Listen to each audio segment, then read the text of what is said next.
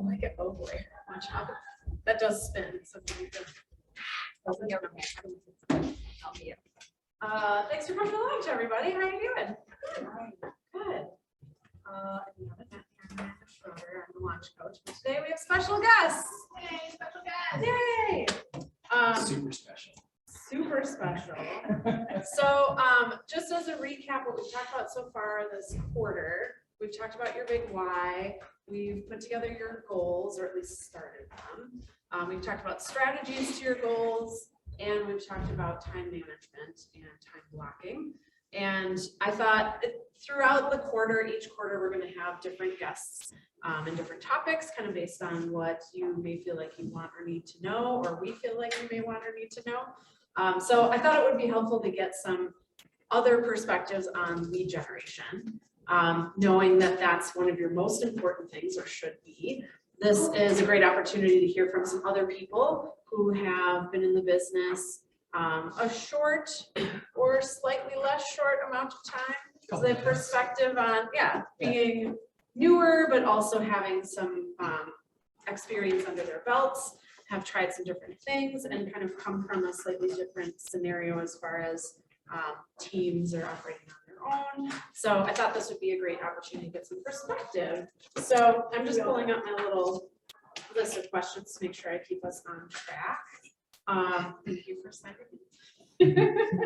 So I want to have Brian and Elizabeth introduce themselves. Elizabeth Mitschke is on my team, so I have pretty good insight to her production creation.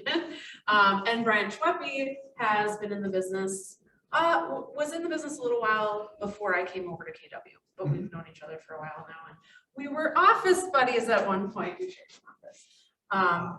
Those were the days when I was crowding your space. I do like this space.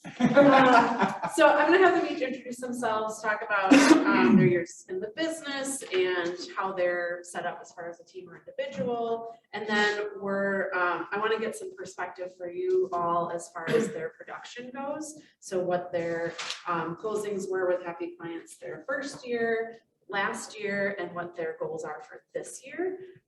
And then we'll get into their lead generation, kind of what they've done, what has worked, what hasn't worked, and hopefully we'll have some time for questions at the end. Okay. So we'll just kind of hop back and forth between you with questions. Elizabeth, if you want to start introducing yourself, kind of how you're set up on the team and how long you've been in real estate. Hello. This is my third year, so I've been with PW and in general 2 years. Amanda and I have the team since for 1 year now. My first year I closed 15 transactions, and last year it was just under 40. So there's a big difference when you have accountability. Yes. Yeah. What else did you want? And then your goals for this year. 43 or 45 units, I think. I like to, I like to focus on units instead of amounts of money, because yes, I will happily take care of $2 million buyers, but I will also happily take care of $60,000 buyers. So that's my focus. Okay, I am Brian Schweppe. This is the beginning of my 6th year in the business. When I started my first year, I did 12 transactions, and then last year I did 27 units for just under 8 million. So a decent jump. Definitely would like to see those units a little higher, but when your average price point goes up, that can happen. Units go down, volume goes up, which is not a bad thing. Something to celebrate for sure. I run a small team. In fact, I'm still classified as an individual agent, but if you dig deeper, my wife is licensed. She's my partner. She helps me out with some overflow. My mother-in-law is our admin, does all of our admin work. My sister-in-law handles our social media. So it's a cute little family operation we've got here. Goals for next year, like to do 40 units and about 10 million. So that's the stretch goal. So we'll see if we can. Each year has been better than the last, which is something I'm proud of. And do you each, I know this answer from Elizabeth, so it's slightly a plant, but do you each, do you each feel like when you started, like your first year, did it just happen immediately or was there a delay? How did those sales come in? You go first. Okay, well, for me, there wasn't a delay and that was intentional. During my pre-licensing, there was a lot of talk and a lot of expectation setting for new agents that, hey, look, this could take a minute, could take 3 months, could take 6. You should have 6 months of income saved up, which is absolutely true. And if you do not like the way that sounds, you will take action to make sure that's not the case. On my first day, I started by calling vendors that I use, services that I use in my personal life to let them know about my new real estate career. How excited I was, and I wanted to put them on my vendor list. So my first day on the job, the first call I made was to the veterinarian that I take my dog to, and I set an appointment and closed it 2 months later. So that was pretty quick turnaround. And then of course, 1 unit per month for the rest of the year. So not much of a delay for me. Yeah. And Elizabeth, you have a slightly different experience. Got my license in December and then COVID shut everything down. So almost every single person that I had been working with was either furloughed or couldn't do it or was afraid. So I spent all of that spring and summer doing my damnedest, but my sphere was just dry, it was gone. Like no one could do anything, everyone was falling apart. So I did like 8 bajillion showings for other agents, which can be a great revenue source if that's all you got. And then all of a sudden, the night that I wrote my first offer, which was in August, I wrote 3 that night. And then I had 5 closings in 2 weeks. Feast or famine. So yeah, it was just like a fire hose. And I very patiently paid for all of the things. And now I pay for all of the things. Yeah. So Yeah, so for some people, it can take a little while. I know this was true. Caitlin Warner is now on a team with Elisa Champagne, was in launch not that long ago. And it was very similar experience for her. And I just kept saying, just wait, it's all gonna hit at once, just wait. Yep. We're kind of experiencing something similar with our team this year. We're like, December was pretty quiet and January, it was a little bit quieter, but now it's like all hitting at once. So if you just keep plugging away, it's going to come to fruition. Exactly. So it doesn't happen for you right away. Amanda, can we get a quick background as to what you two did before real estate and like where your sphere Yeah. was? Because everybody comes with different backgrounds. Ladies first. You're welcome. I grew up in prototype manufacturing. So I grew up around big tubes since I was like little child. So I was a welder. I did all that stuff. I worked in the bar business for like 10 years.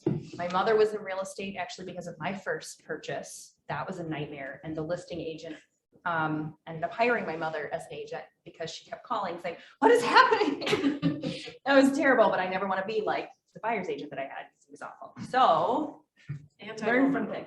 Inspired by a bad Yes. realtor, that's a common Yes. story. Yeah. So I was her admin person on and off for the years that she was in real estate, and I got married and my husband was like, okay, you've been calling all the agents you know, why don't we just reach out to someone that I know?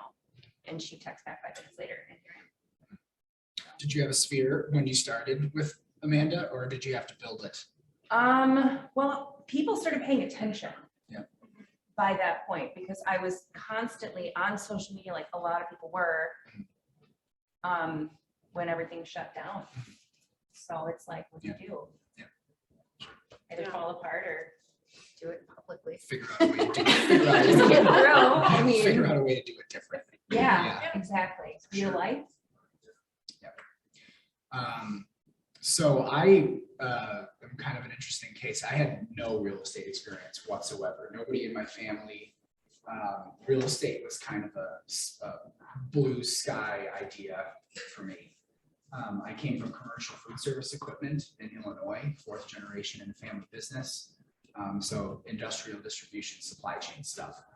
I worked a lot of different jobs in that company though. I started in the warehouse, worked in the store. I managed the store for a while. I built the website, did a lot of marketing, sold equipment off the floor, drove trucks, did a little bit of everything, built some really good character. But when I moved to Wisconsin, we knew no one.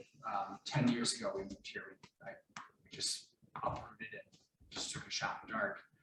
I worked for a manufacturing company here for 4 years before leaving there. And then I decided to start my real estate business. And the only people I had in my phone that I knew in Wisconsin were people from the company I had just left. And you know, you might say that it wasn't a pretty exit.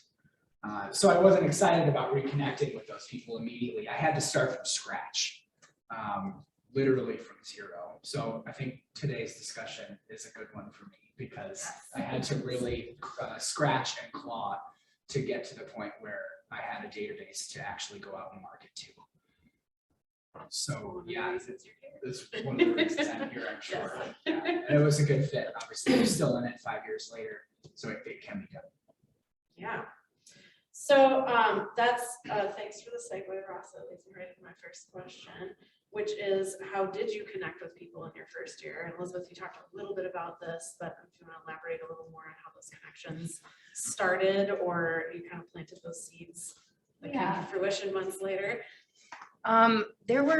You see cool stuff on showings all the time. So I take pictures of cool stuff that I'd see. And then I would finally, when I had like actual clients and I had actual like things under contract, I would post about that. What a great moment that is. Like not just getting your offer accepted, but like the process, inspection, all the things. So I'd post all this stuff and people were commenting and asking questions and it just kept going. And then I do other weird stuff like. Are you gonna tell about your cards? Yep. So I'm a big DIYer, so I'm at the hardware store a lot. And every single time I go to the hardware store, I put my business cards on top of the for sale by owner signs. You ever got a phone call from them? Not yet, but it'll happen. It will happen. It'll happen eventually. But I pass out my cards to anybody that I can ever talk to. And the masks that they came out with from Gmar right after the shutdown, they say realtor on them. So that's my favorite. So people pay attention. They notice. And I wear my team shirt a lot, or my other cute real estate shirts because I'm a dork and that's okay. Always. It's free advertising, isn't It totally is. Totally is. And I have my kids pass out my cards to their teachers at the beginning and middle of school year. That's awesome. That's awesome. Having kids is definitely something I've found to be helpful for people. They're great at I don't have any. You So can it's borrow like- mine sometimes. Is that a thing? They're Borrow? taller than me, all of them. I'll have to think about that. So tapping into whatever connections you have, Yeah. even through people within your family. Yeah, because kids are great because you have the school systems and you have their friends and everything. Definitely would leverage the hell out of my kids if I had. Yeah, on their spouse or Yeah. partner. Door Yeah. knocking. How about you? What did you start out with, Brian? So I needed to add names. I needed people to talk to. So, how am I going to meet people, right? I got to go meet new people and add them to my database so I can market to them. So we don't have kids. My wife and I, we live downtown. We're immersed in the downtown culture. We live kind of right down off Brady Street. So I figured one of the best things I could do would just be out. So every day at 4 for a couple of weeks when I first started, I would just go to bars, call it bar farming. And I would go right at 4 when happy hour would start because there's nobody in there. And I would talk to the bartender, get to know the bartender. Once you know the bartender, they'll introduce you to their regulars. And you start to get to know other bartenders and build a network that way. The other thing that's great about going early to happy hours is people walk in and they're happy, right? Because they're off of work and they're vulnerable, right? They just came in to have beer. So you just chat them up. My goal anytime I go to a networking event or anything in public, really, and Steph and I play this game with each other, we try to get 5 business cards. And it's no more than that. It's nothing more than that. You're not looking to set appointments. I mean, it's great if you can, but if you're just trying to feed your database and build something, what you need is information. So get the business cards and then I would bring them home, enter the information. And then when I get to my desk in the morning and it's time to lead gen or lead follow-up, I would have names to follow up with. And if you do that 5 names every day, I mean, before you know it, you're gonna have a decent amount of people, and then it's a funnel, right? So you get a card, you put it in your database. You follow up and set an appointment for coffee or beer or lunch or whatever it is, and just start to nurture. From there, it's what are they passionate about, right? What are they doing in their life? What do they do for their work? Do they have kids? What is it? Find that thing for that person and then pour into them about that. So, if it's a contractor, that's great. Get them a referral, right? Anybody you can give a referral to is gold, because then they know you're contributing and you're actually there to add value. You can actually call and ask them for a referral once you've done that. Will Stolle always talks about the ATM method, and that's one thing that I always come back to with new contacts. It's the knee-jerk reaction is to ask for business right off of that, or tell them, hey, I'm a realtor, I sell real estate. Let's talk about that. But I found that puts people off sometimes, and you need to be more gentle with your approach. If you just wear your name tag or wear something that's real estate related, then you don't have to tell them at all. You can keep the focus on them the entire time. They know you're a real estate agent. Just follow up and be generous, and eventually they will refer you. That would probably be the number one thing that I didn't learn easy my first year, was that don't look for people that have $250,000 in cash in the bank. They're not just going to hand it to you today. Don't look at them that way. Look at them as a phone full of contacts. And if you can get on their good side, they will refer you 4 to 7 times a year. And that's better than doing one deal with that one person. So that's my general system: adding names and following up, sticking to that same process. And that, what he means by that ATM, do you guys gonna get that? So if you make deposits first, then there's money in there to make withdrawals later. Can't make a So- withdrawal until you make Right, it. so starting out with a withdrawal is an automatic shutdown, right? If you meet somebody and the first thing they do is they ask you for something, Yeah. it's such a turn off, right? Oh, For sure, sure. sell me on something, great. But if it's somebody who's trying to help you with whatever you're doing, Yeah. build up your business, your goals, help you, And then I you're guess gonna be more willing to help them. one final thought on that too is that sometimes, bars are hard I'm comfortable with bars, but if you're not, the other thing you can do is you can just go on Facebook on Sunday night, go to the events tab, put in your date range for that week, and look at all of the events going on in your neighborhood. There's always a grand opening or an art showcase or a live music show or whatever it is, doesn't matter. Fill up your calendar with that stuff and go get business cards and then follow up. Yeah, especially if it's something you care about. Yeah. We talked about being genuine and, connecting with people who care about the same stuff that you do. And that's such an easy way to do that. So did either of you try anything in your first year or first couple years that didn't work? Or maybe you would do it differently now? Sure. You Yeah. want to take this one first, or you want me to? No, Wait a minute. you go, because I'm trying to decide between. I mean, the honest truth is that I do stuff all the time that doesn't work. And I think that's important. The more stuff you can do that doesn't work, the more likely you're going to land on something that does. No's are just as important as yeses. And in fact, it can take up to 99 to 100 no's before you get a yes.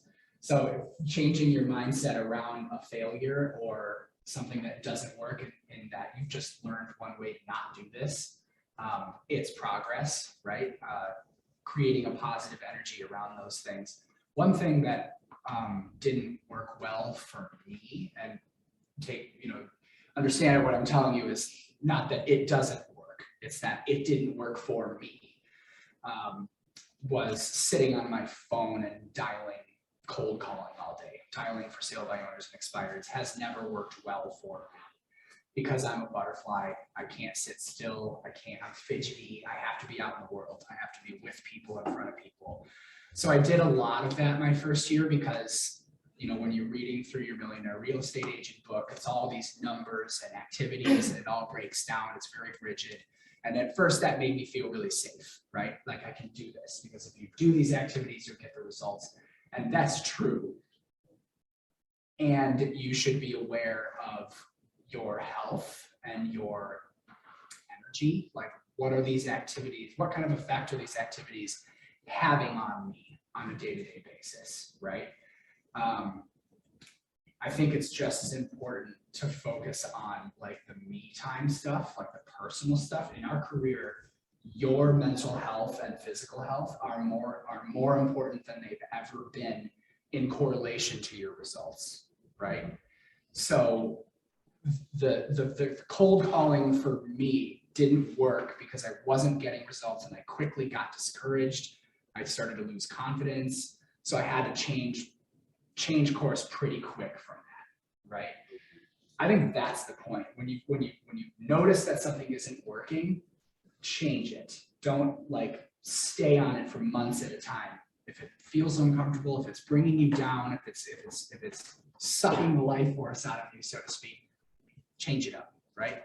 Cold calling, running a dialer was something I tried. I figured maybe the more numbers I could dial, the more people I'll talk to, the more appointments I'll set. That just didn't happen. And I think it was probably an attitude problem, honestly. If I really would have committed to that, it would have worked better. But I do much better with open houses. I would rather do 4 open houses in a weekend than sit on the phone all day during the week. During the week now, I use that time to meet with vendors and go to businesses and talk to people that way. Open houses on the weekend work much better for me because it's that face-to-face interaction. Yeah. So I have my first open house this weekend. What's your name? Javante. Javante, nice to meet you. Nice to meet you. Do you have any advice, like for me to like, know what I'm walking into? Yeah, and I'll try to keep this brief because we could have a whole hour discussion on I mean, I houses. got time. We can There's do a couple of together. videos on the YouTube We page. can get Yeah. together too if you don't, but feel free to text me. But I'll say this, I personally, I apply the same process to lead conversion, no matter where the lead came from, okay? So you're at an open house, you're bar farming, you're at an art show, you capture the information, and then you follow up and nurture, right? The commission breath issue is the same wherever you are. Do you understand what he means by that? Commission breath, they can smell it on you when they're talking to you and you're thinking about how you're going to guide this relation onto real estate. They can tell, they can see right through that. So you need to be present. You need to care about the person. And essentially you need to be authentic, right? Your number one goal in an open house, ideally would be to set an appointment, but realistically it's to capture information and make them comfortable with you, right? So your authentic self is the best possible thing you can do. Warm, welcoming, energetic, big smile, right? If that's who you are, If that's who you are. Yeah. be Right. genuine. Because it wouldn't be authentic. Right. Exactly. Engaged. Engaged, Be right? engaged as yourself. What brings you guys in today? Where do you guys live right now? How do you like that? What do you do for work, right? Like, how was your weekend? Just like getting them talking, getting them comfortable with you. And then capture that information so you can follow up. So it's Set not an the appointment. first thing you ask for. It's like, welcome, sign in. Yeah. Right, no. I write in my own sign-in sheets since COVID because nobody wants to touch my pens. Yeah. Mhm. And then I can read my handwriting. Yeah. So that's another thing you can do. Then too. you've had a Authenticity conversation. is the most important thing, making them comfortable. And don't put too much pressure on yourself to like close a deal right now. You just met them. It's you're playing an infinite game. You're playing a long game, right? You want referrals. You want to be an advocate for them. You don't want to sell them anything. You are an advocate, right? Does that help? That makes sense. Yeah, Yeah. okay. Elizabeth, do you have anything else about open houses or things that didn't work? Things that I was doing, because I was doing like 5-ish open houses every weekend. And I was like, cool, I had these really adorable postcards made up and I put them in these little things and I was like going around, and I would hand right out the back, welcome to, or we're having an open house this weekend, all the things. And I would door knock and people would yell at me and then I just left them on doorknobs, not a single person ever. And those were not my listings. Yeah. I'm just littering the neighborhood with probably way too expensive Vistaprint postcards that I still have a lot of a few. Yeah, they're dated. So that's great. But no, that never worked. But open houses, on the other hand, meeting people, we just had, I think this is my favorite open house ever, was Dakota. This lady comes in and she was like, I love this house. It's perfect. Never been to an open house before. I was like, okay, are you pre-approved? No. I want to buy this house. We have to talk today. Okay. Well, she didn't, but so long story short, she's like, we have to do this today. We have to do this today. I was like, okay, fine. So the open house is done at 2, and I picked up 2 or 3 leads from that open house. And I'm like, my whole going into it is, this is probably not going to be the one, but let's get you to the point to when you find the one, the right one, the perfect one, the where the stars align and all that. Like, this one's great. Yeah. Let's talk about what you like about this one, and then we'll find it the right one. Because it's not gonna happen that fast. Well, I had an appointment scheduled. She said, call me at 3, call me at 3. Okay. Get home, set up a Zoom. She's like, yep. So back to this house. And I was like, okay, we'll talk about all the things. Like, I did the whole buyer meeting. We talked for way too long, and I'm in love with her. Her name's Beverly. She's wonderful. Anyways, the next day she texted me at 1 o'clock and said, because they weren't presenting offers till 4 on Monday, which who does that? Amazing. No one does that. It's great. So she's like, I want to write an offer. I got a pre-approval. And I was like, are you serious right now? Presenting at 4, I slipped that. Shh, sorry. I slipped that into Amanda's inbox at like 3:45. Last freaking minute. The 18th offer. They got 18. So the piece of this that kind of leads me to my next question, I think is important to point out, is somebody walks into an open house, meets somebody they've never talked to in their life, doesn't know anything about what they need to do to make this house theirs, and 100% trust that person to guide them. It does happen. It does happen. And like, how do you do that? It wasn't like, I tried to talk her out of falling in love with this one, because the heartbreaking part is anytime you have a client that's like, I love this house, it's amazing. You know all the reasons why they can't win this house, because they don't have the funds to write high enough, or they don't have the wherewithal to waive contingencies. Completely unprepared in Just, all yeah, other and they ways. don't have a Yeah. clue, and they're like, oh, I'm pre-approved for 150, but can we go to this one for 375? We cannot. Like, I don't want to watch the heartbreak on your face. Yeah. So I don't wanna be this is responsible not for trying that. to get them to a sale. This is you Yes. saying, I'm looking out for your best interest. I'm protecting your heart in Yes. this. Yeah. I am the expert and I understand what it takes to get an offer accepted. I know what you're gonna need lined up to have an opportunity in this scenario. And yes, I'm willing to do it, but we need to do it within this time frame, and you're gonna have to trust me to get you to this point in a pretty quick span of time. Yeah. And I want to set your expectations that this might not work out, but I'm here for you as your advocate. We now have buyer agency signed. We've gone through the buyer consultation still, so I'm still taking the time to educate you, set you up for success. I'm not just immediately taking your order, right? What do you want in your offer? Okay, cool. I'll just send it in. We'll see what happens. I just want to get this sale, right? None of that is how that went. And they ended up getting the offer accepted, which is wild. They won? I won. The 18, wow. And here's a the great weirdest story. part. Yeah, So, because okay, she so we're on also the gave same her team. good advice Yes. on what to do to get the I didn't offer want to accepted. write an offer for this one. I had to like beg my husband to pick up my kids from school, and like, Yeah. I didn't have time to do this. It should not have happened. So what we do on our team, because there is that big ethical gray area, you don't want to double tap, have the lister and the buyer and the seller. I walk out of the room, or if it's a Zoom, we mute and walk away and we text each other when we're done talking about it in our transaction with our team. So I had no idea that she was going to write. So the only thing they talked about in the meeting was occupancy, which I already knew about, because say another team member wrote and didn't get her to offer accepted. But I had to go for the appraisal because Amanda had stuff going on, and I met with the appraiser and I printed out Amanda's comps packet, and I looked at the front page and I was like, somebody wrote for 205 and my person got it.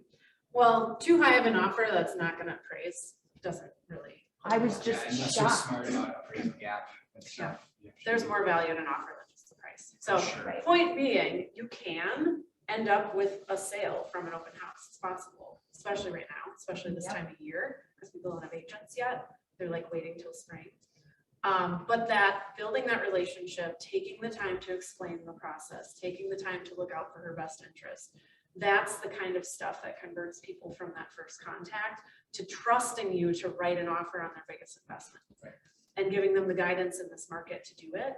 So that, even if you don't have time, or you didn't plan for this to happen, or you had 30 people come through the open house, you know there's 18 offers. It's really about them. If they want to write that offer, then it's like, okay, we're gonna do what we can to make this successful for you. But then you put them through your process, right? Like Right. the mindset is that you are Mhm. running a business that's Exactly. referral based, right? So even though it's like, this is a hot to trot offer that just walked in the door and you're gonna write it, that's great. But it's risky because if you rush somebody through and they find a way to hold you responsible for that. Yep. They're gonna drag your name through the mud. Like the process is the long game all the time. How many Right. clients have you fired? Oh, a Just handful, curious. a You fired handful. one, it should have been two. Sugar Usually too. because of, I had one guy that berated his wife in front of me and I don't put up with that. So that was the end of that. You have to protect yourself Yes. too, you know, like if you're not in alignment with somebody and how they operate. I had one guy who negotiated really in a bullyish, abusive way, asked me to do things that wasn't comfortable with. I let him go.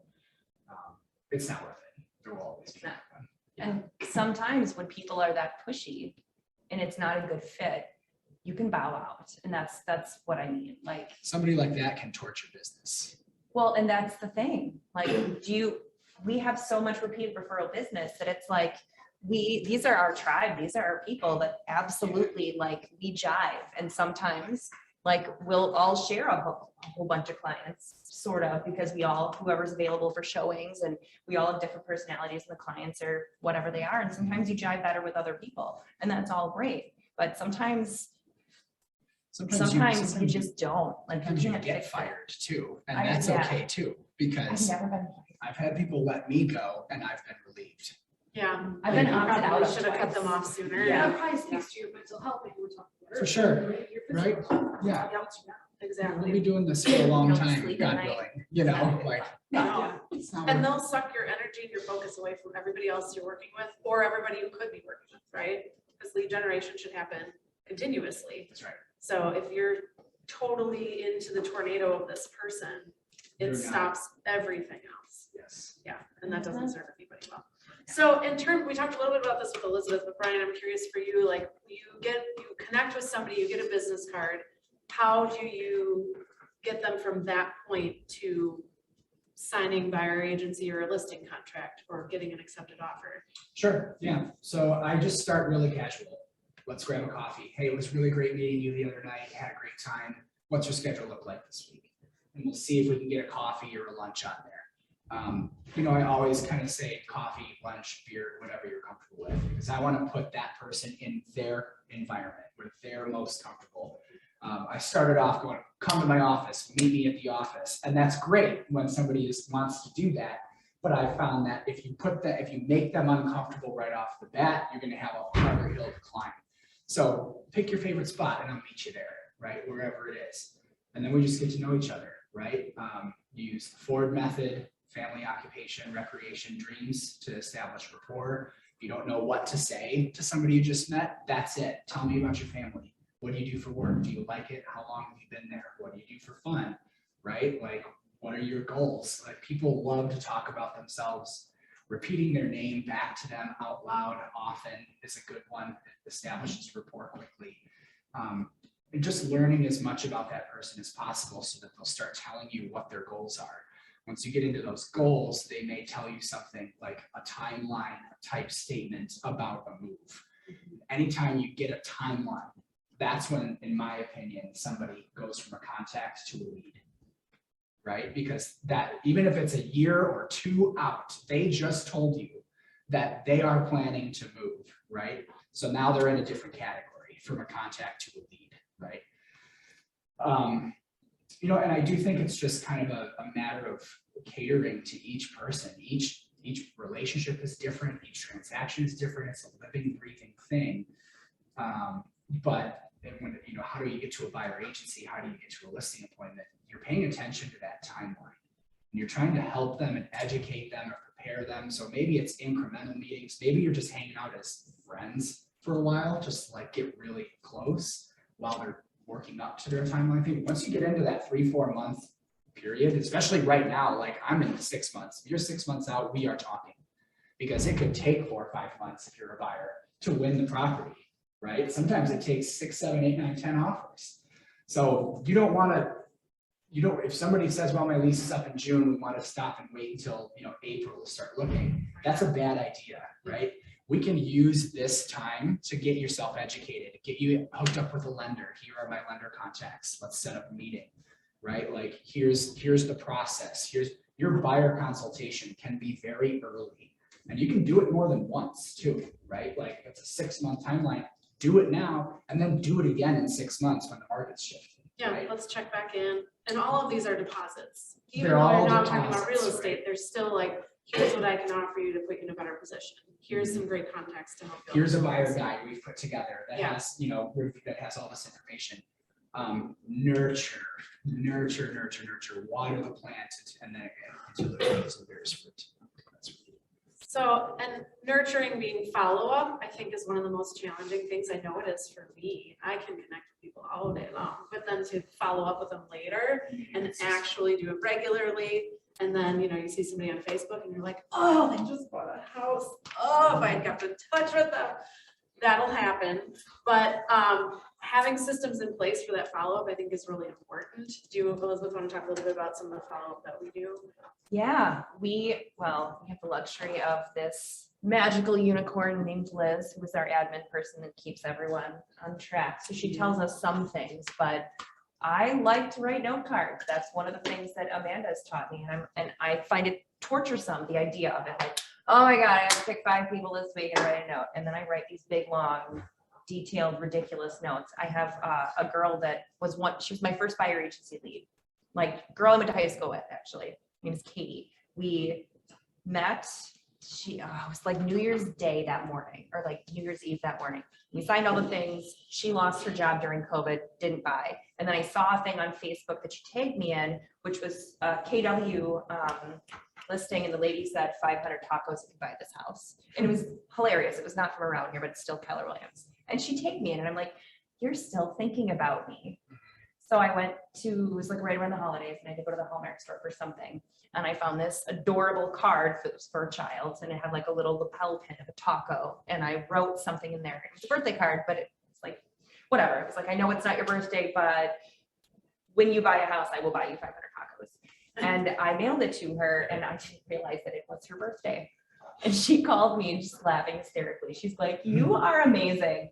I lost my job again. It's like, it's fine. But Just she that little tells touch. me, and she tags me in stuff like that.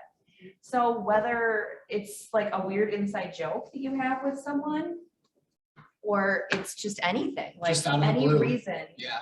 We saw a sign on a bathroom door that said necessary room, and I've only seen one other since then. And every time I take a picture, of course, forever and all infinity, Katie Cavos will get a picture of that because it's funny. And it's just little things like that. So I try to keep in touch with all my people. I have one girl that I used to work with a million years ago, and answering the phone is probably the most important thing. Answer the phone. People want immediate responses to everything all the time. Yeah. If you can, answer the phone. My old coworker, Sarah, messaged me on Facebook, and I called her. She's like, my mother-in-law is moving back from Florida. Her and my brother-in-law want to buy a house together, blah, blah, blah. Not only did I help them buy that, but I helped my friend Sarah also buy. And then she handed me this other girl who lived across from her. Her boyfriend, who's 26 years old and a Twitch streamer, bought a nearly $500,000 property with me. Just handing out referrals. She calls me and I answer the phone. Doesn't matter what it's about. Like, just answer the phone. Yeah. Every time. Could be opportunity calling. Yeah. Mhm. Whether it's you following up with them or them following up with you, just be present, answer the phone. Always. Quick story that I had happen to me. A lead that I've been working with, I worked with her sister actually. She calls me, and I can't remember where I was. I was headed to a movie with our niece and nephew, and I got a call in the car from her. And I was like, oh, I'll let it go to voicemail. And then I listened to the voicemail after the movie. She actually left you a message. She said, Ross, we're sitting in front of this house. We want to put in an offer. She's like, if you call me within the next hour, we'll use you. Otherwise, I'll have to use the other person because we're in the time crunch. We gotta go. And I called her back after the movie, and I was like, oh shit. Yeah. And I was like, I assumed that you just like, yeah, we had to go with it. Yeah. So to your point, I could have answered the call, and I decided, no, I'll let it go to voicemail. And I missed a It's like a $225,000 house that they would have bought all cash. It happens. Back in November, it was a weekday morning, like a Monday morning. It was like 7:30 or 8 in the morning. I was on my exercise bike, my phone rang, and I was like, well, better answer it. Answered it on my bike. It was a sign call on one of my listings. He asked me a few questions about that listing and then tried to hang up. But I've trained myself to not let people hang up until you're absolutely sure that they don't need representation, right? It's easy, but well, no, it's 5 bed, it's too many beds, okay, and then you just let them go. I kept him on the phone, asked him, oh, wait, tell me what you're looking for. Maybe there's something else I have, right? There wasn't that I had, but we, as a group, we are all each other, right? We're all on the same team, so maybe we have something to help you. I kept him on the phone, and we had good chemistry, which was lucky. And a couple weeks later, I had him under contract for $685,000. I just closed it last week. So if I had let that call go, he may not have even left a message, right? If I had let him hang up, $685,000 deal that just dropped into my lap because I answered the phone, right? And the other thing, if you miss something, like I would encourage you to call the number back, right? Call it back. Hey, this is Brian from Keller Williams. It's a scam. Yeah, Call hey, back. this is Brian from Keller Williams. Really sorry I missed your call. Is there something I could help you with? You might be able to reel in a lead that way too, you know? Yeah, you never know. And then if you know it's spam, you're cleaning up your calls anyway, you know? Yeah, like, then you know for sure. be And I mean, don't tenacious. let it make you crazy, like that you're gonna miss calls once in a while, but also there's a lot of people who have time to answer and they just don't. And that means there are so many people that are not answering their call. Yeah, So if you answer, you're unusual, which is kind of there's a messed lot of up. buyers and sellers out there that like don't understand how things work. Like, No, not at all. they'll call you because they think you're somebody you're not, or they think you're an agent on a house you're not. None of that matters. That's your opportunity, you know, get them educated and reel them in. Yeah. So you've got all these contacts and follow-up's important. Yeah. How do you keep track of them? How do you not forget about people? How do you not forget about people? You will forget about people, You will forget about people. no matter how hard you try. So But let's for get the that majority that you established do remember. Yeah. What do? How do you You keep track need of to them? leverage technology. That would be my opinion. And it doesn't have to be, you know, Amanda's really great with tech. You still use Trello, or are you guys using Command strictly now? So I use Trello a little bit. We like got away from it. We're going back to it, but Command is where we're trying to Yeah, focus. so Command has in opportunities, they have a really nice, it's essentially Trello. And if anybody doesn't know what Trello is, it's just, it's a Lists. process. Yeah. It's a way to track your deals through the you can set stages, you can put in checklists. Basically like digital post-its. Yeah. Lists, you move them around. Yeah. Yeah. So that's what Command has now. So earlier I talked about, you know, the definition of a contact versus a lead. You know, in Command, they have some nice categories. You know, it's a nurture category, and then it's broken out into subs like watch, hot, or whatever. So anytime there's somebody that I think is warming up, right, that sometime in the next year, they've given me a timeline, I start an opportunity for them right away, because then when I pull up my opportunities, I can see everybody that I'm courting, right? Those are the most immediate people. And then I also use a whiteboard because it works for me. It's not high tech, it's not fancy, but I have a big whiteboard in my office. It's color coded, green for listings, blue for buyers. So my follow-up in the morning, there's 3 types of people that I hit. So it's who did I just meet, right? Follow up and set appointments.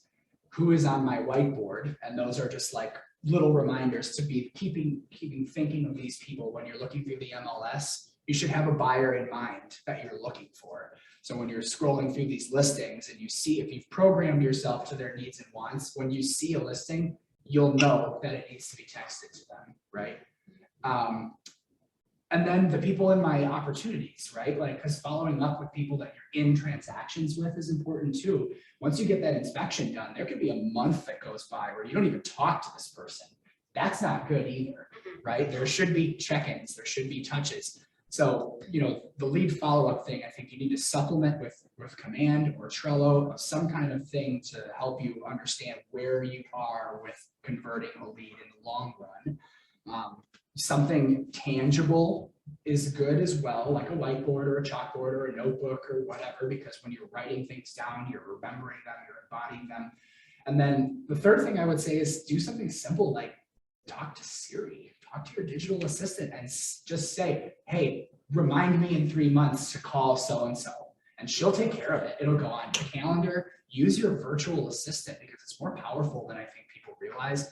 My Google Calendar, you can set reminders, you can set events, you can set alarms. So when I'm on the fly and I meet somebody and I want to follow up with them in a week, but I know that I didn't get a business card, I didn't, I'm not going to remember, I'll put a little event on my calendar with an alarm reminder for a week out or a month out. And then when I'm sitting at my desk that day, bing, it reminds me to call this person.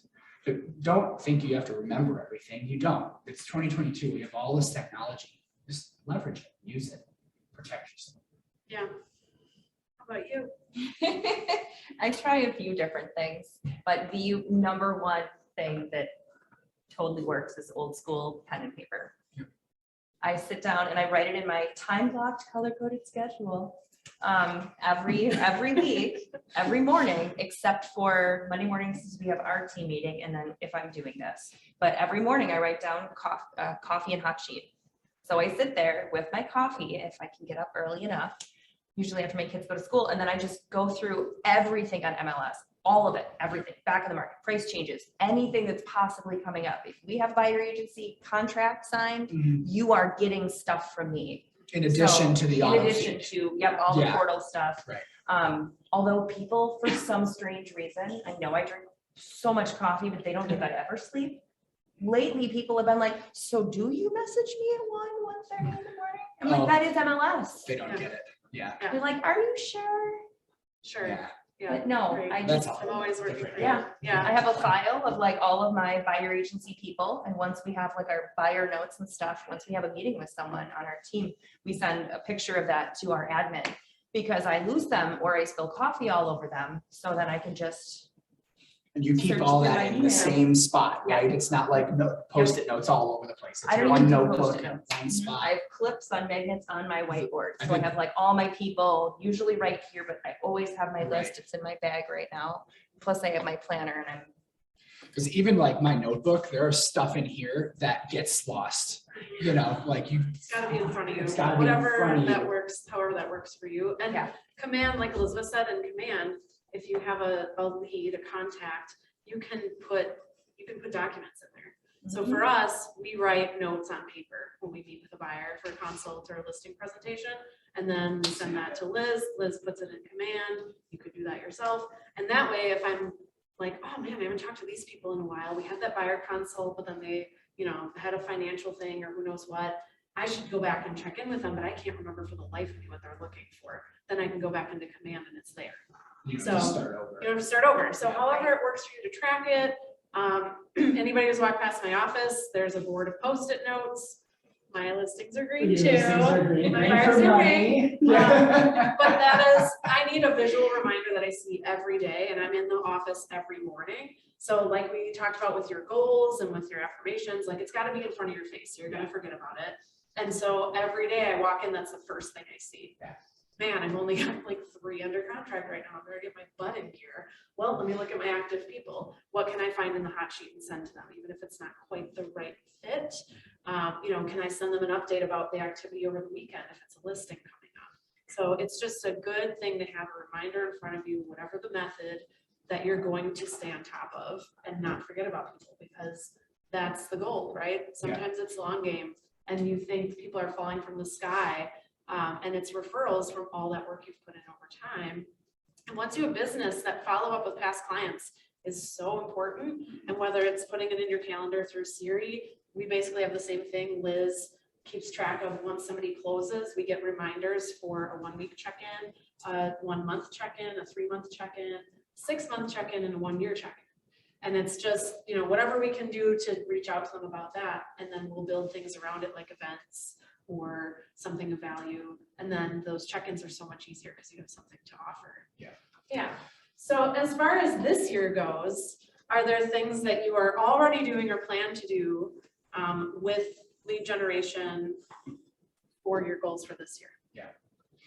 Yeah, so honestly, guys, I think the most important thing about lead generation, and I'm telling you this because I'm not great at it, right?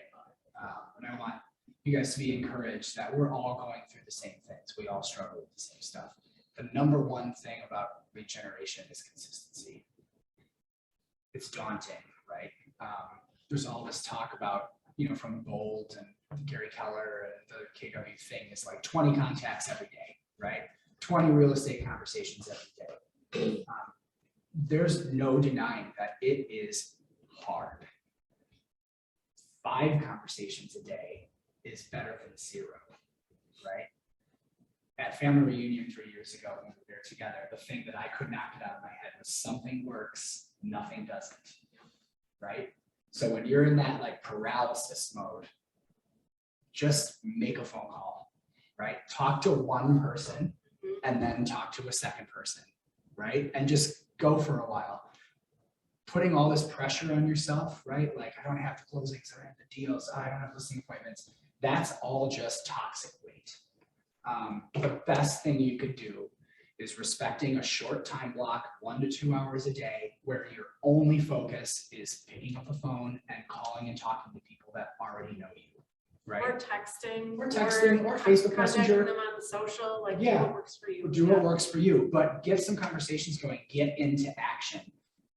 That's something that I am absolutely going to hold myself accountable for this year. I was definitely all over the place last year, a little bit frantic coming out of this pandemic, still trying to figure out how to operate in this new world.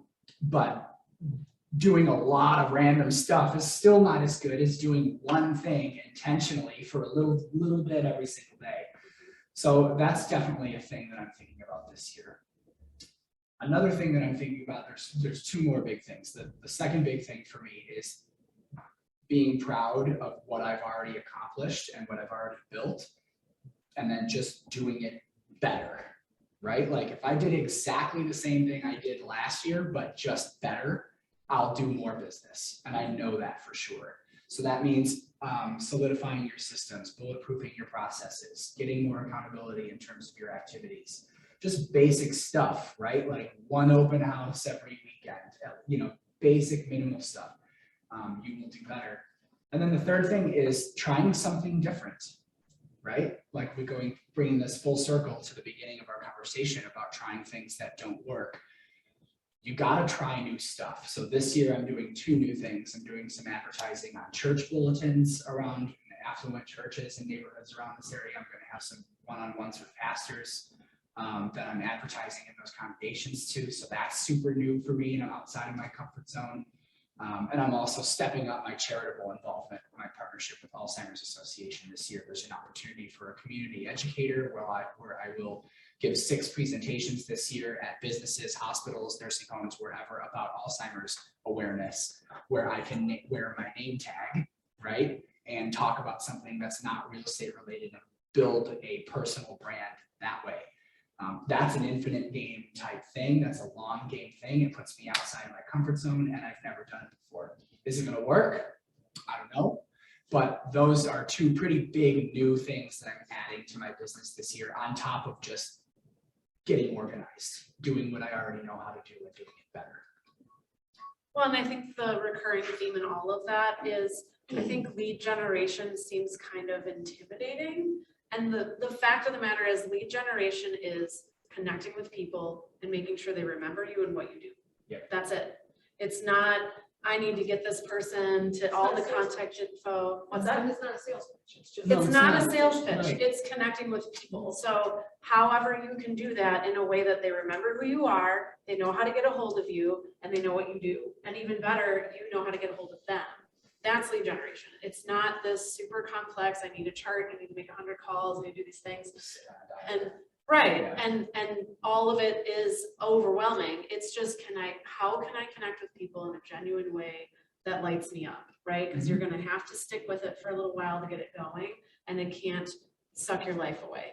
So it's gotta be something you enjoy, that is genuine, that people see you enjoying, Yeah. right? Like, I can't tell you how many people wanna work with us because they're like, you just look like you're having the blast, like, you must love your job, and I do, and I make sure everybody knows it. So that's what lead generation is, right? Yeah. Did you have a question? Yeah, is there, I haven't looked yet, is there a script that, or just a couple paragraphs that you could, here's a paragraph to do your first reach out to a friend? Mhm. Words to say, is there something like that out there that you can kind of Like as a customize? new agent? As a new agent, like brand spanking new. I I mean, can tell obviously, you- people that are close to me know what I'm doing, Yeah, but if you have 1,000 friends on Facebook, they might not know. Yeah. But, is there Yeah. something out there that we, in the KW? I'm sure there are scripts for KW. I mean, like, Elizabeth, for you, when you were new, we sent something out. Yeah, we did a postcard, well, because I just got married, so I had a whole spreadsheet. Yeah. Again, my husband's an accountant, I have a whole spreadsheet of like, Yeah. names and addresses and whatever, so we sent it out to there and like other people that I knew and all of those things. And But that message was, it was just, hey, guess what, this is what I'm doing. And it was just Okay. when I joined, I did it when I joined KW and then when I joined the team and everyone was like, my sister, who I am not even friends with anymore, posted about it on social media. She's like, look what I got in the mail. It's like, okay, thanks. it's honestly the enthusiasm behind it and the what you bring to the table. That doesn't necessarily mean you have to have years of business, Mhm. right? so I'll touch on, earlier in the conversation, I brought up day one for me. I was doing Janine Warner's lead gen boot camp, right? She's Ross, you a should queen. probably She be up came here with too, no honestly. fear. So we, she had us, the challenge for me anyway, and I'm not sure if it came from Janine or from my sponsor down in Illinois, but I think it was actually my sponsor. She said the best thing you can do on day one, or at least in your first week, is to pick up the phone and call every single person that you know and tell them how excited you are about your new career in real estate. And you just wanted to let them know and see if you can get their contact information updated so I can stay in touch. That's it. And you'll know, right, how that conversation goes. If it's really bubbly and fun and they give you their phone, name, address, perfect. Now you're going to build a marketing program around them, right? You're going to start your 36 touch. If they're like standoffish and they don't give you that information, okay, well, maybe try again later, but then at least you get an idea of who is willing to support you right off the bat and who isn't. Then you have a nice something to start with. It's a basic script though. It's just, hey, I'm really excited about this. I want to update your contact information. What's new with you? And then get off the phone, go to the next one. Do you consider them a lead or a support? Do you tag them as a support or a lead? You can. Yeah, tags are always helpful, whatever works for you. Initially, I think the best thing to do is just get the most complete set of information for everybody that you can. If somebody tells you that they're looking to buy real estate, then that's a lead. Yeah, Okay. you tag the heck out of them, right? And you put them on your whiteboard and you put them in your note and you set a calendar reminder and you Right. smother them right up. But no, it's fine. But you know what I'm saying? Like if they give home you. already and then they don't give you, like I called my godmother and she said, well, I just sold my Yeah. second property. And I said, oh, do you have anybody else, that you can refer me to? There you go. And she said, oh, not right right now.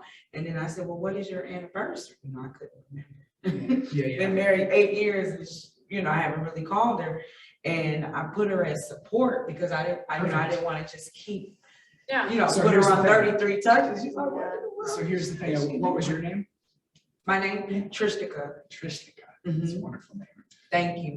So there's a lot in there to unpack. Mhm. She owns a house though. She owns a house. She Stats just show that sold. people stay in their house 5 to 7 years. Right. That's a long game. So she might move. She may move at some point. So And she you might can- feel bad that she didn't have the opportunity to use you this time. Right. So she may be more likely to share your info. So don't be disappointed that she just bought a house because she's going to move eventually. And now you're not looking to sell her anything again. You're looking for her referrals. So how can you become an advocate for her? What is she into? How can you stay in touch? How can you win her referrals, right? Because her referrals are better than her business, if you Right. ask me, right? Right. One thing I'd also like to suggest to you folks is anytime you have a conversation with somebody, especially if you're like at your desk, you need to be putting that information somewhere. Yeah. And I'm against putting those, like, if you're gonna take those notes and put them into your database, like they do, great. But writing down notes in a notebook is not enough. I use my Gmail contacts to keep notes as I'm talking to people. So like when I'm on the phone, I type in while it's ringing, right? I'm calling so-and-so on this date at this time. Didn't answer, left voicemail, right? So then the next time I circle back to them, I know when the last time I tried to contact them was, if I called last time, I'll text this time. If I texted last time, I'll email this time. I change it up, right? And same thing when they tell you like, oh, I just got a new job. Like you want to remember stuff so that the next time you talk to them, they know you were listening. Right. And Right? you Down can their track, kids' there's a names, way to pet track that in command. Yeah, there is. Like It's it's a a little bit. note, it's like a note There's a note section. section, Yeah, last use contact that, get in the habit of using that. My last job was a technical support job where I was on the phone 160 times a day. Everything we did was put a note on the serial number, right? Every piece of Dog's equipment, name, Yeah. kid's birthday. everything. And if you don't have that info yet, or you didn't get a note that time, social media is like the best thing Yeah, ever, you can right? stalk 'em If and you're get 'em. like, man, I haven't contacted anybody, I don't know who to bug for what, you can find them, or you can just scroll your page, right? Yeah.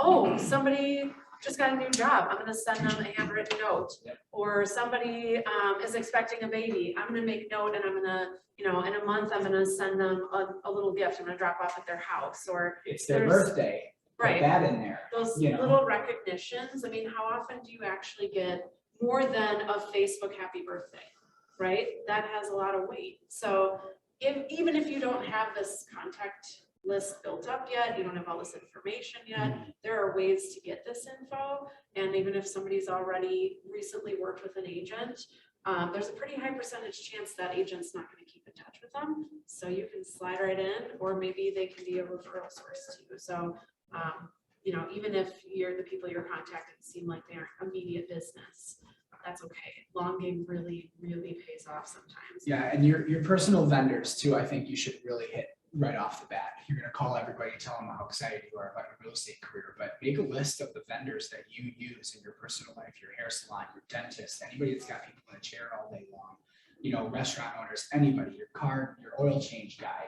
You call them up, tell them you're in real estate, you'd like to put them on your vendor list as your preferred oil change, your preferred veterinarian. Is that okay? They're always gonna say yes, and then stop by and drop off some brochures and cards. Try to get them a referral. That's how I got my first deal on day one, right? Businesses are always gonna answer the phone. You wanna get 10 contacts really fast, call businesses. Yeah, I know Elizabeth goes in person, Mhm, kind of focuses in on an area near your home. mhm. Yeah, either I buy gift cards that I give away at, I do drawings for open houses. So I pick up like $10 gift cards from local businesses, which I love doing. So I have a jar of that in my car all the time. And then I also will drop off stuff at like my vet's office, because I'm in there a million times a year. We have 5 dogs. And there's always something wrong, but I talk to all those people and I bring them candy and I, bring my stack of cards because I want Generosity them is to one of your best tools, hear. right? I'm giving Yeah. you something. And it doesn't And have I to be appreciate big, it doesn't have to be expensive. Mhm. We've talked about this as a team, a gift to someone isn't necessarily a thing. It could be valuable information, it could be perspective on what's going on in real estate, it could be so many things. So you pouring out into the people around you, whether it's like a video on Facebook with some awesome backyard full of fruit, fruit trees, or, something else that you're pouring into people and providing something, it doesn't have to cost a lot of money. She could send a few comparables to her friend and after a year to say, hey, here's what's going on in your market, Yeah. like in your neighborhood. Or Just so even you just- know, I was yeah. thinking of you, 3 houses, 3 of your neighbors sold, here's what it looks like, right?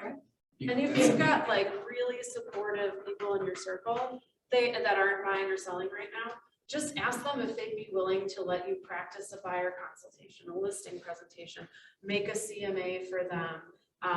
You know, I'm putting this event together and I want to talk to you about it just to get some feedback. The more they see that you're doing this job and loving it and taking it seriously and treating it as a professional and just thriving in it, the more likely they're going to talk about it to other people. So you can tap into your people that way too.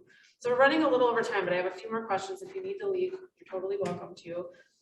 But mainly I wanted to ask you both this. So Elizabeth, if you were talking to Elizabeth starting out day one in real estate, what would your advice be?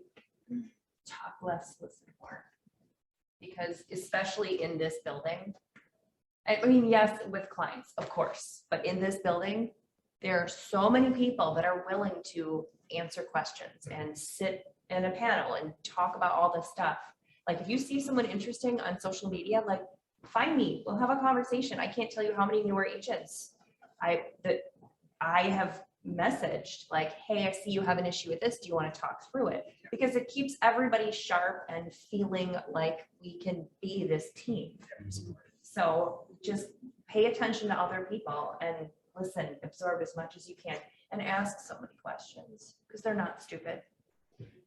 We all have stuff to learn. Yep, It never all the stops. time.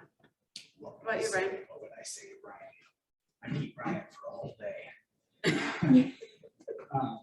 There's a lot, guys. There's a lot of really good lessons. Relax would probably be one. Trust that it's going to happen. Believe that it's going to happen. You can really get in your own way really easy.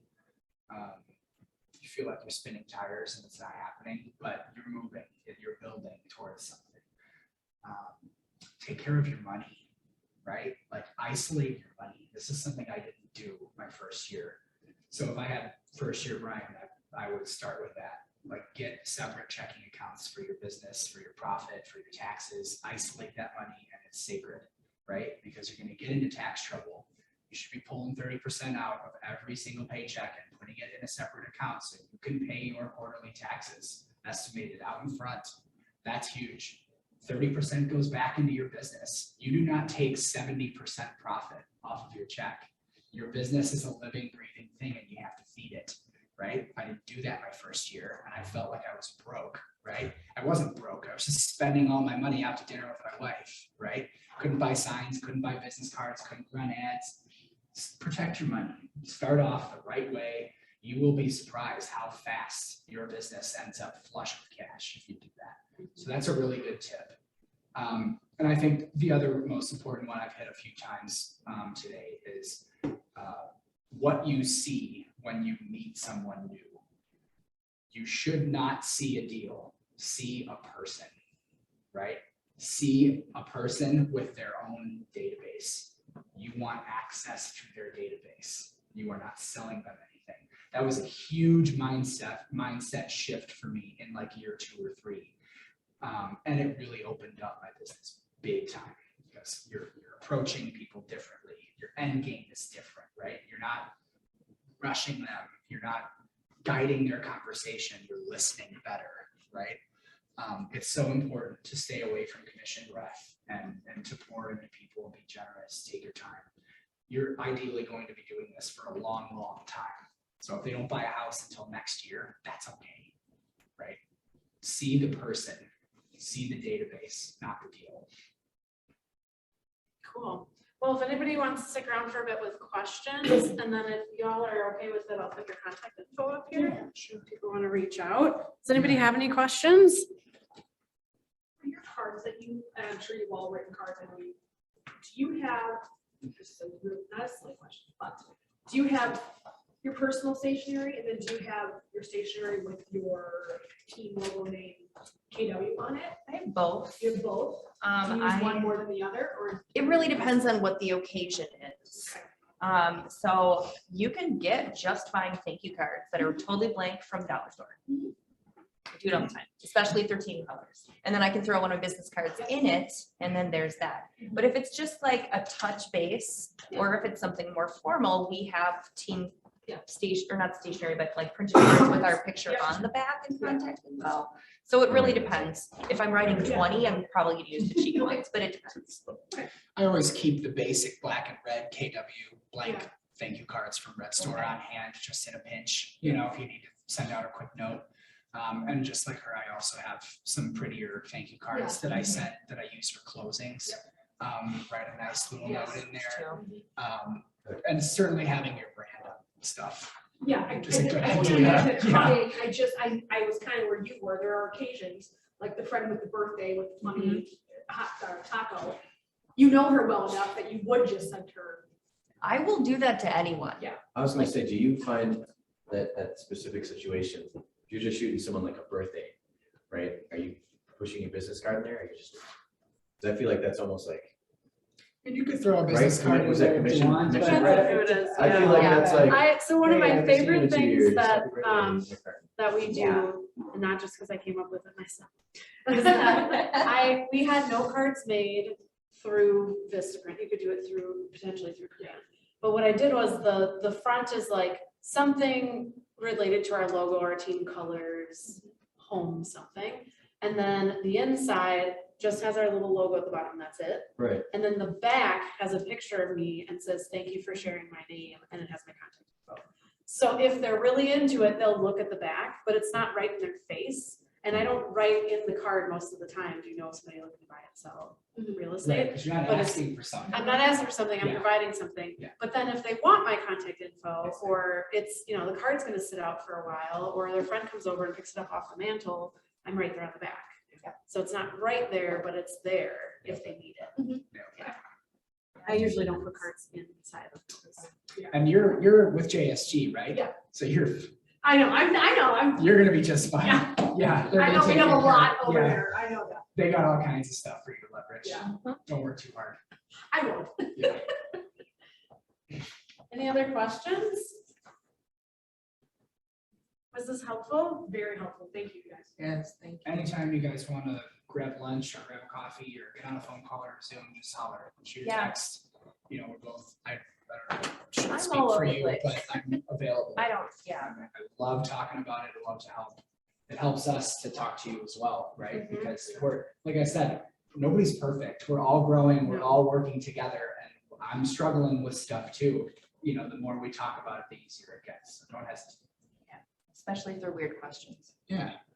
I like your question. They're just the most interesting things.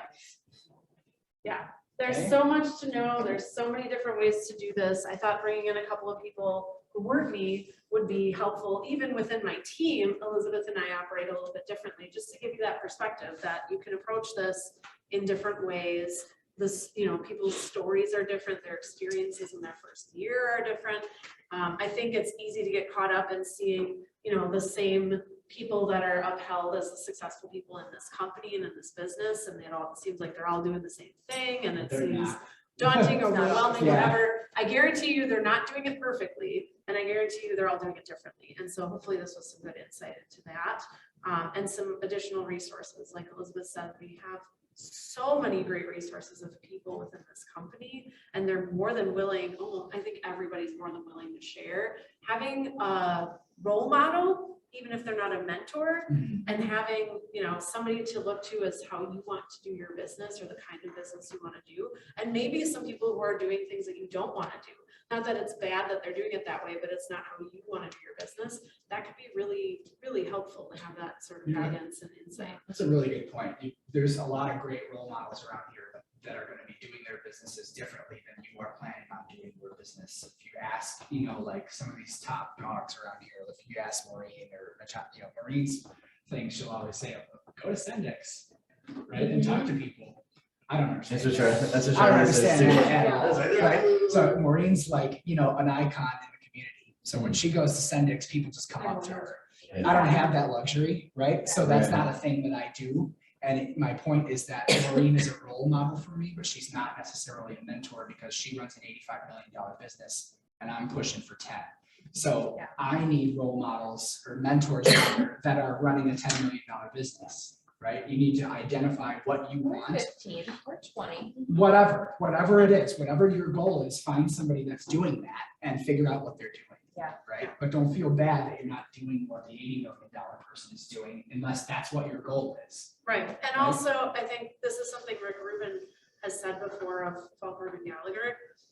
Don't necessarily only look at what someone's doing right now. He says, don't look at what I do, look at what I did. to get to where I am, I had to do these other things in the past, and now I'm doing different things to get me to my next step. Right. So don't only look at someone's story as what they're doing right now, and that's why I wanted to ask about what did you do when you started? What has worked and gotten you to this point, right? It's not just about what they're doing right now, it's all the things they did in the past, building those systems, setting up their database, figuring out ways to start connecting with people is what got them to this point. And what got them to this point isn't going to get them to the next point. So it's, how do I build off of this? So I think it's important to keep that in mind too. Well, I know you're both going to have an awesome year, and I'm really glad that you came. Thank you for your time and for sharing all this information. Super proud to know you in this business. Hope they're awesome. And thank you all for coming and being such a great audience. Contact info is up here. Thank you. Want anything, shoot us messages on Facebook too, because I'm way better at that than Instagram.